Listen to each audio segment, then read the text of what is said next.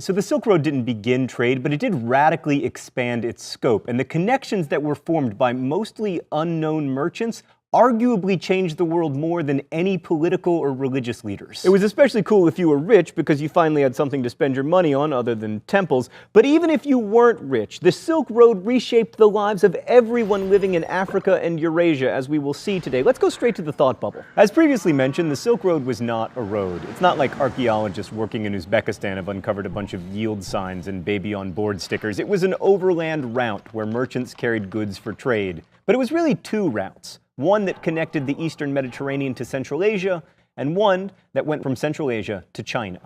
Further complicating things, the Silk Road involved sea routes. Many goods reached Rome via the Mediterranean, and goods from Central Asia found their way across the Pacific to Japan and even Java.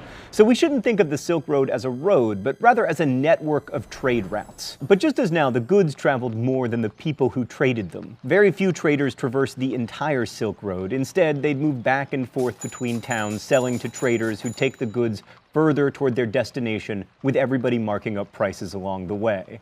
So what'd they trade? Well, silk, for starters. For millennia, silk was only produced in China. It is spun from the cocoons of mulberry tree-eating worms, and the process of silk making, as well as the techniques for raising the worms, were closely guarded secrets since the lion's share of China's wealth came from silk production. The Chinese used silk as fishing line, to buy off nomadic raiders to keep things peaceful, and to write before they invented paper. But as an export, silk was mostly used for clothes. Silk clothing feels light in the summer and warm in the winter, and until we invented $700 pre-distressed designer jeans, decking yourself out in silk was the #1 way to show people that you were wealthy.